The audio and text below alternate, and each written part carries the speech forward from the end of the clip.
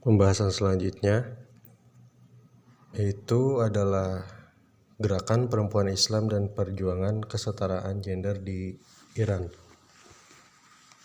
Gerakan perempuan Islam di Republik Islam Iran terbilang lebih maju dibandingkan negara-negara Islam lainnya di Timur Tengah. Meski mengalami banyak hambatan, mulai dari tafsir, agama maupun budaya, etnis, serta kebijakan pemerintah.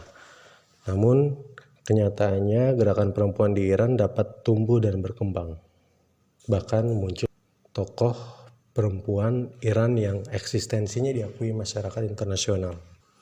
Terdapat 3 fase yang menggambarkan gerakan perempuan di Iran pasca kemenangan revolusi Islam di Iran. Nah, fase pertama, 10 tahun pertama pasca revolusi Iran, tahun 1979 sampai dengan 1989, di era pemerintahan Ayatullah Khomeini menghasilkan berbagai peraturan yang bias gender, yang masih bias atau yang masih belum jelas. Misalnya peraturan yang melarang jabatan hakim bagi perempuan dengan alasan wanita lebih emosional dan irasional. Nah, bisa dilihat dari sini peraturan ini masih subjektif atau ini baru penilaian dari kaum laki-laki. Nah, pada era ini sudah mulai muncul oposisi gerakan perempuan Iran yang melakukan perlawanan terhadap berbagai kebijakan yang merugikan hak-hak kaum perempuan dan korban kekerasan.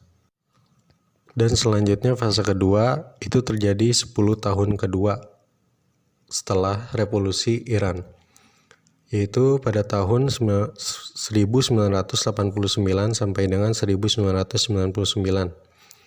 Nah, pasca revolusi Islam ini terjadi perubahan terhadap peraturan yang bias gender. Peraturan tersebut secara bertahap mulai direvisi, sehingga 11 tahun setelah revolusi Islam di Iran, pemerintah mencabut pelarangan hakim perempuan di Iran. Pada era ini, pemerintahan Iran juga membuat kebijakan yang menjamin hak-hak reproduksi perempuan. Perempuan Iran sudah ada yang menjadi anggota parlemen, bahkan ada yang menduduki jabatan strategis di pemerintahan.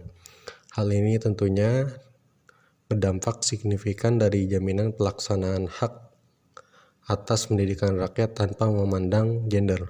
Nah, di sini sudah mulai ada perbedaan dari fase pertama, yaitu peraturan pemerintahan itu tidak subjektif atau mengucilkan perempuan. Jadi mulai di fase ini perempuan-perempuan di era ini sudah ada yang menjadi anggota parlemen sampai dengan ada yang menduduki jabatan strategis di pemerintahan.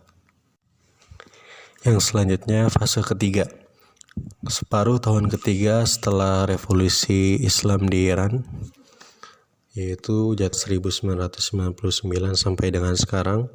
Pada fase ini banyak perempuan baik secara individu maupun kelompok terus memperjuangkan hak asasi manusia dan demokrasi di Iran. Mereka yang kemudian membuat gerakan-gerakan menuntut ada sekitar 3 tuntutan yang disuarakan oleh kelompok-kelompok tersebut.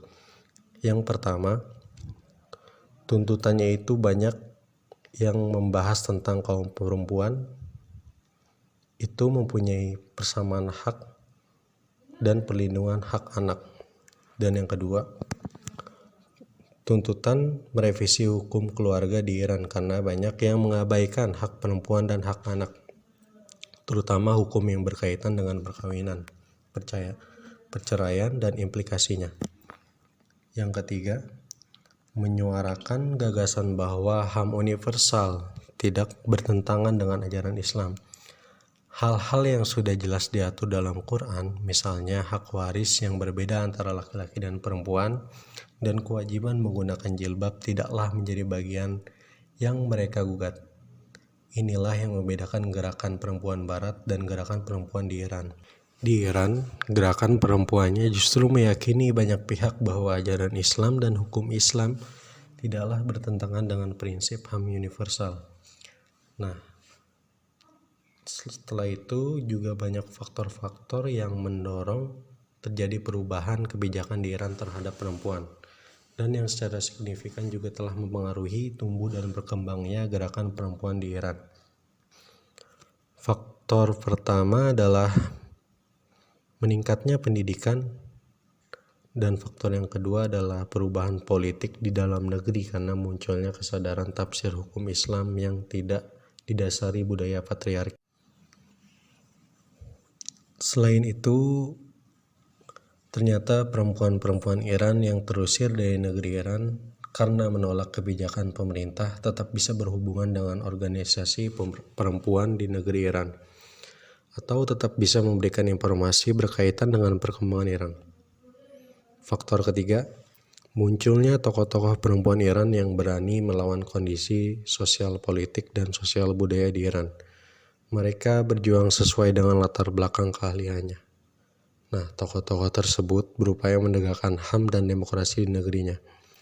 Dan yang faktor keempat, ada faktor lain yaitu munculnya kesadaran para mullah dan pemimpin Iran bahwa ajaran Al-Quran senantiasa mengikuti perkembangan zaman, dan kitab tersebutlah yang menjadi dasar Islam bagi konstitusi Iran. Sehingga pemerintah pun mau menelaah lagi kebijakan yang bias gender. Dan faktor yang kelima itu faktor sosial budaya, masyarakat yang menghormati perempuan mulia dalam sejarah Islam. Misalnya putri Rasulullah SAW, Fatimah Az-Zahra, di mana kemuliaan Fatimah, perilakunya yang santun, lemah lembut, pintar, berani, dan bijak, dijadikan doktrin atau nilai-nilai yang dianut masyarakat Iran dan terinternalisasi dalam budaya masyarakat. Nilai-nilai ini berisi ajaran agar kaum laki-laki dan perempuan saling menghargai, menghormati, memahami hak dan kewajiban masing-masing.